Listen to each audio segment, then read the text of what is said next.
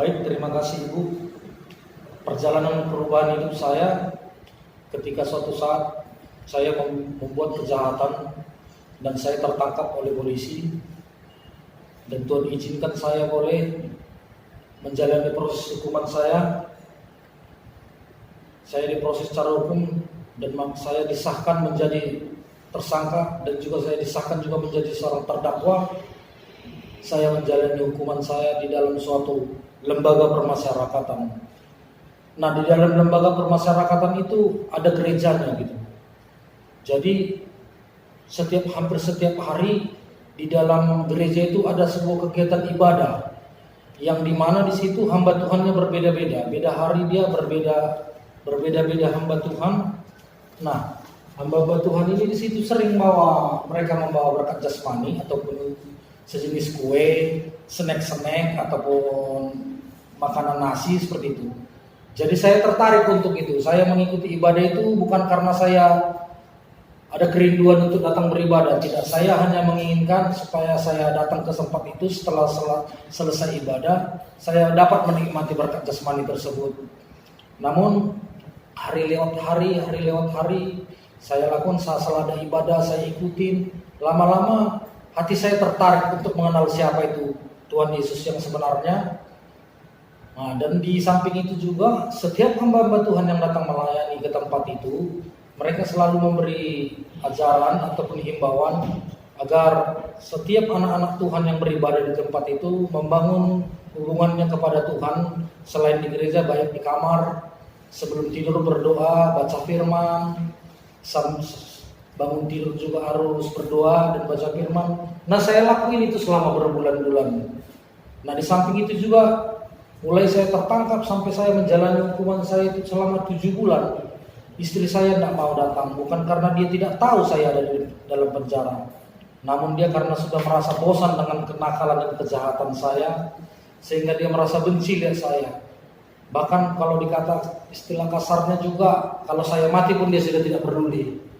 Nah, yang lebih luar biasanya lagi Tuhan itu, ketika saya mengalami hal seperti itu, bukan hal yang gampang bagi seorang narapidana yang tidak ada keluarganya, yang tidak pernah menjenguk sama sekali selama 7 bulan menjalani hukuman di dalam penjara.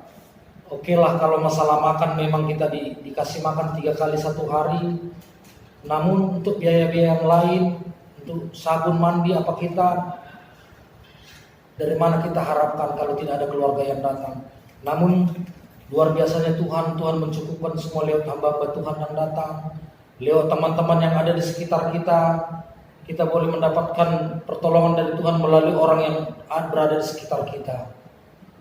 Nah, di situ saya juga semakin hari semakin rajin beribadah. Nah, puji Tuhan, sampai saatnya Tuhan menuntut saya untuk menjadi seorang pelayan di dalam gereja itu, di dalam gereja lembaga permasyarakatan itu, yang mulai saya dari tukang bersih-bersih, tukang ngepel-ngepel, saya juga lanjut sebagai seorang singers, saya juga boleh menjadi seorang pemimpin pujian. Itu semua berkat tuntunan Tuhan.